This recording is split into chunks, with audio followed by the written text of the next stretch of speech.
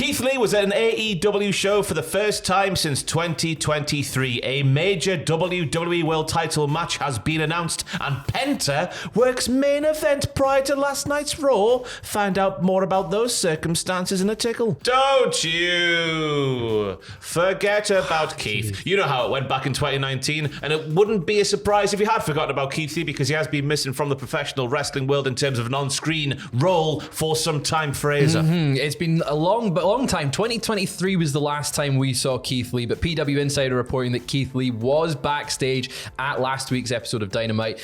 Again, he's been not seen since, I want to say it was prior to World's End. So it was World's End he was pulled from due to injury, but it was on the 23rd of December episode of Collision that we last saw Keith Lee back in 2023. Yeah. It's crazy. And I just don't know where he fits in currently with the AEW roster, where he's got so much potential and so much upside, but with being out of the ring for such a long time, with the numerous injuries and illnesses he's been suffering from, I just don't feel he comes back and he's in that upper mid-card main event scene that maybe he should have been a couple years ago. Yeah, it all depends on how healthy he is, because obviously a lot of stuff that's been going on with Keith Lee has been sort of shrouded in mystery, which it should be, because it sounds like very personal issues 100%. that he has been having in terms of his health and whatnot, and maybe that shouldn't be exposed to the wrestling fan on the street. But yeah, there's no doubt about it. He is fantastic when he is used correctly. It's just that thing about AEW is, will he be used correctly for a consistent stretch of time, or will he have his moment and then go missing for a bit and then come back and then go missing for a bit? That's the thing, it's the consistency aspect. Now, upstairs, Aidan, our editor-in-chief of the website, likes to joke if Keith Lee's the perfect tag team partner for basically everyone, and I feel like that is kind of where Keith Lee needs to be put when he returns to actual TV. In a tag team, put him with anyone, and it will kind of work. He's the big man that they can play off. He doesn't have to be in the ring for long stretches, and he gets the people like Keith Lee. Yeah, like he's easily we want to likable. see him. We want to see him on TV, and hopefully this is the first sign that he'll be back very, very soon. Or just sticking with the Meatman division. You like your Powerhouse Hobbs, your Big Bills, or the Meatman like that. Up the Meatman. Up the meat. Two superstars have qualified for the WWE Elimination Chamber matches. They took place last night on Raw. 4 of the 6 combatants that has a P in the middle, combatants are now announced for each match. The first qualifier last night added Bayley with a win over Lara Valkyria. I was a bit torn on that one, you see, because Bayley, obviously former world champion, but Lyra's a champion currently, Intercontinental champion. So, like, I mean, I understand you don't want to put the Intercontinental champion in the chamber. If they're not going to win, they're going to suffer a pinfall loss. You maybe don't want that. But I don't think Bayley should be beating a champion right now if you want to push that and establish that mid-card belt, right? Then again, I think it was really abundantly clear in the Women's Rumble particularly that Bayley is a ring general in there. She was calling the shots and telling who to be where and all that kind of thing. So when you have more inexperienced members of the roster potentially in that match, I know that we have Bianca Belair and Alexa Bliss who don't fit in that category, and Liv Morgan who doesn't fit in that category either. I'm talking myself out of point here. I'm just saying that Bayley is a ring general, and having someone in there in that kind of match where it isn't just your bog standard singles match is going to be of great value. And also star power. Yeah. Bayley obviously higher up the card than Lyra, and is just more of an attraction that you go to watch. So I'm excited to see what they do in that chamber match, but I don't think Bayley's winning. No. Not Liv at all. Morgan, do you reckon? Yeah, I think it's Liv. I think it's got to be Liv. And then the other qualifier last night on the men's side of the card, Logan Paul debuted his new finisher, the Pulverizer, which is basically you take your Z360 by Zoe Stark, that alley-oop thing, but instead of doing the knee that she does, he whaps it round into a DDT. It's a very, very nice maneuver. It was very good, and I hate to say I really liked it because it's Logan Paul, but he does the bop with the Iron Fist as well before he sets it up, and it'd be interesting to see when he tries to hit on someone bigger than Rey Mysterio. That's the question, is can he do that?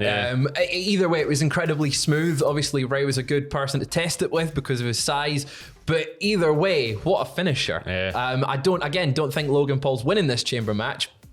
It's got to be John Cena, right? Oh, maybe, but like we'll see. But like Logan Paul in that match, it makes sense star power wise again to have him in that match. I don't think there's a chance of winning for him, but maybe setting off on a feud from within that match going to WrestleMania, that's most likely for me. Yeah, we have more qualifying matches announced, of course. Damian Priest versus Braun Strowman versus Jacob Fatu on the SmackDown side of the card. Seth Rollins versus Finn Balor on the Raw side of the card for the men's and the women's qualifiers. We'll see Chelsea Green versus Naomi on SmackDown. Raquel Rodriguez versus Roxanne Perez of NXT. Before Stand and Deliver, I reckon Cora Jade might get involved in that, which sets up a Stand and Deliver showdown between the two frenemies. Oh, I mean, you know your NXT better than me, so like that could be where they go with it. Well, Roxanne says she's got no friends when it comes to the title, even though she did have a friend in Cora. And then Cora hit her tried to hit it with a cane. Yeah, so maybe we will see something there. In terms of the two matches, though, Priest, Strowman, Fatu, I think that is maybe the hardest qualifier to call. Who do you see going to the chamber? Maybe Drew somehow costs Priest, which leaves Fatu to fell Strowman. So Fatu I want to see in. Fatu in there most. I imagine hitting a moonsault off of the top of the chamber. You're asking a bit too much of that big beefy boy. I think he'll do it. I think he could do it. I shouldn't say that because I did say that Bronson Reed would do a tsunami off the top of the cell, and he did that went it. well. And that went That's terribly. all your fault, is it? It's all my fault. He was listening to the news videos on a Saturday. Obviously. The fields as they stand right now is Cena, Punk, McIntyre, Paul, and then 2 more spaces. And then Liv Morgan, Bianca Belair, Alexa Bliss, and Bayley with 2 more spaces. In the women's as well, a big title match has been announced for a future episode of Raw after Damage Control's win over Liv Morgan and Raquel Rodriguez on last night's Raw. Rhea Ripley confronted Io Sky because earlier in the night before that match, Io Sky said, "You cost me my place at WrestleMania with your interference in the match last week, so I'm going to come for you, brother." Yeah, that's fair. I mean, that match is set up for the March 3rd edition of Raw, the Monday after Elimination Chamber. It's going to be Io Sky, Rhea Ripley for that world title. Again, it's an easy victory for Rhea, I think, on the road to WrestleMania. It's just nice to see Io getting a bit of a push, especially with the online support for her after the interference. But you would think with that match being that close to WrestleMania that's not going to happen at WrestleMania. So maybe Liv Morgan is the match they're going to go for, even though we had the feud ender on the January 6th Raw. Had it for a year. I don't think we need it for any longer, really. Don't know if they put some sort of stipulation on, maybe big dirty Domino stinking base Domino pull match, something like that. It could happen. Right, trademark news, everybody. 12 new wrestler names have been filed by the WWE to the US Patent and Trademark Office. That was on Sunday when this happened. They've been submitting for the following names. Do you want to alternate, Fraser? Yeah, let's go. You kick off. Harley Riggins. Aria Bennett. Cole Mason Holiday. Braxton Cole, so Mason Holiday. Oh, God, I missed the comment there, Fraser. My glasses don't work. Braxton Cole. Mason Holiday. Yes. Summer Sorrell. Hayes Jameson. Tate Wilder. Jax Presley. Osiris Griffin. Draxo Knox.